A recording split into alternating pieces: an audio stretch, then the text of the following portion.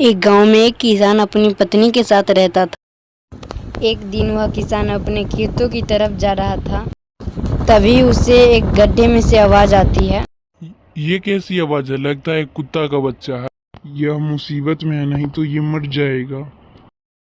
जब वह गड्ढे में झांक कर देखता है तो उसे छोटा सा एक कुत्ते का बच्चा नजर आता है। वह उसे देखकर दंग हो जाता है क्योंकि उसका कलर नीला होता है। ये तो कोई कुत्ते का बच्चा है। ये तो नीला रंग का है।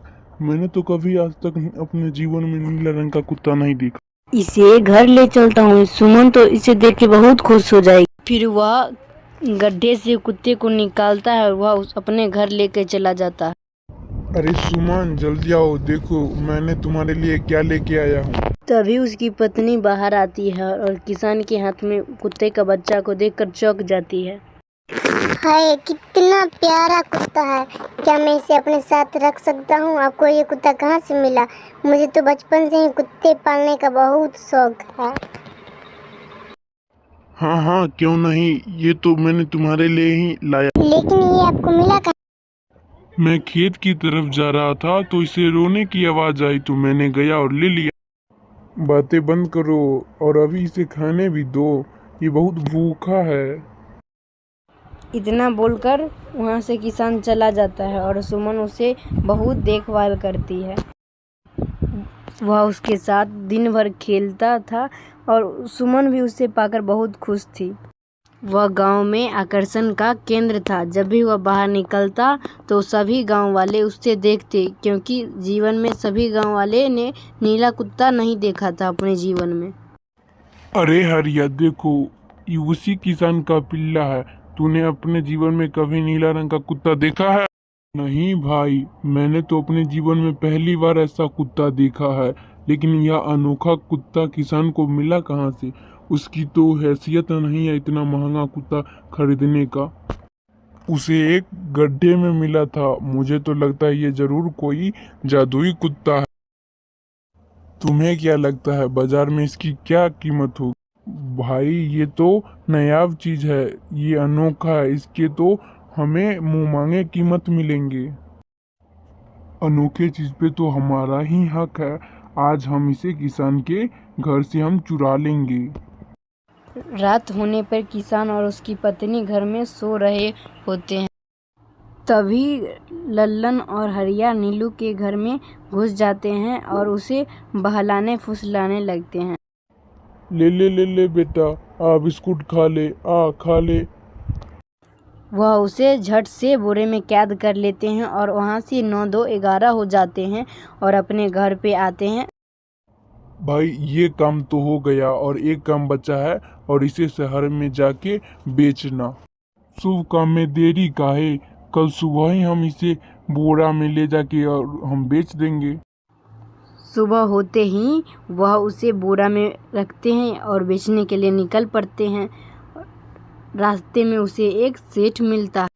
उस बोरे में से उसे अजीब अजीब आवाजें आते हैं। इस बोरे में तुम क्या भर के ले जा रहे हो? भाई इस बोरे में एक जादुई कुत्ता है। ऐसा कुत्ता पूरे दुनिया में एक ही है। सेठ बोला, भाई जरा मुझे भी तो दिखाओ।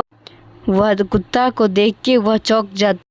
वह दोनों लालची आदमी बोले, तुम्हें अगर खरीदना है तो तुम्हें 100 मुद्राएं देनी पड़ेगी। और उसी तरफ नीलू नहीं मिलने के कारण सुमन का रो रो के बुरा हाल हो जाता है। और वह रो रो के बोलती है, नीलू तुम कहाँ चले गए? आ जाओ वापस। किसान की पत्नी बोली, नीलू को कहीं से ढूंढ कर लाने के लिए, नहीं तो वह खाना नहीं खाएगी। किसान घबरा गया और उसे बोला, ठीक है मैं कुत्ते को ढूंढ कर लाता हूँ। फिर किसान गांव में नीलू के बारे में पूछता है। मैंने तुम्हारे कुत्ते को देखा था।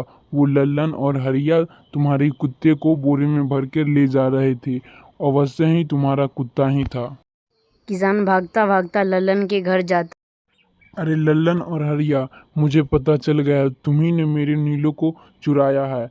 जल्दी से मेरे नीलू को दे दो, नहीं तो मैं तुम्हें मुखिया जी से कहकर सजा दिलवा दूंगा और जेल भी भिजवा दूंगा। वह सोचने लगे कि हमें आते उसके घर से तो कोई देख लिया होगा और उसे कहने लगी, भाई मैंने तुम्हारे कुत्ते को 100 मुद्राएं में बेच दिया है, अगर चाहो तो तुम ये ले सकती हो। तुम्हारे पास कल सुबह तक का टाइम है और उस व्यापारी को ढूंढो और मेरा कुत्ता वापस लाओ, नहीं तो मैं तुमको जेल भिजवा दूंगा। अरे अब क्या होगा, ये तो थानेदार की धमकी देके गया, मुझे तो जेल नहीं जाना है। चलो पहले कुत्ते को ढूंढते हैं और उस व्यापारी को भी। जल्दी चलो, उस सेठ को ढूंढते हैं और उसका पैसा लौटा के और नीलू को वापस लेके आते हैं। वह दोनों सेठ को ढूंढने के लिए निकल जाते हैं, पर वह दोनों को बहुत देर ढूंढने पर भी वह सेठ उन दोनों को नहीं मिलता है। लल्लन भाई, यहाँ तो सेठ का कोई अता पता नहीं है, न जाने वह कहाँ निकल गया होगा। हमें तो सिर्फ सुबह तक का ही टाइम है। अरे हरिया, वे देख, ये तो सिर्फ किसान के कुत्ते जैसा है। तुम्हारे आंख में मोतियाबिंद हो गया है क्या? इसका कलर देखो भूरा है और उसका कलर नीला था। नीले रंग और भूरे रंग में फर्क नहीं दिखाई देता है क्या? हम इसे नीले रंग से रंग देंगे तो किसान को नहीं पता चलेगा और हमारा काम भी हो जाएगा। तो क्या हुआ, चलो देर किस बात की, अभी इसे रंग देते हैं। वे दोनों उसे घर ले जाते हैं और उसे नीले रंग के पानी में उसे डुबो डुबो कर उसको नीला कर देते हैं। अरे हरिया, ये तो बिल्कुल नीलू जैसे दिख रहा है। फिर अगले दिन वह उस कुत्ते को लेके किसान के घर जाते हैं। अरे भाई मोहन, ये देखो मैंने तुम्हारे लिए क्या लाया हूँ, तुम ये देख के खुश हो जाओगे। ये तुम्हारा मैंने नीलू लाया है। यह बात को सुनकर उन दोनों को खुशी का ठिकाना नहीं रहता है। लल्लन और हरिया, तुमने तो गुनाह तो बहुत बड़ा किया था, लेकिन वक्त रहते तुमने गुनाहों को सुधार लिया, इसीलिए अब मुझे तुमसे कोई शिकायत नहीं है। नीलू, तुम वापस आ गए। तुम कहाँ चले गए थे? मुझे कितनी तुम्हारी याद आ रही थी। मैं तुम्हें वापस अकेला नहीं छोड़ूंगा। इतना गंदा हो गया है। चलो मैं तुम्हें नहा देता हूँ। फिर सुमन उसे नहलाने लगी। अरे मेरा नीलू नहीं करेगा, क्यों नहीं नहाता है? तुम तो पहले तो इतना अच्छा से नहा लेते थे। अरे नीलू, तुम्हें क्या हुआ? तुम्हें तो नहाना बहुत पसंद था।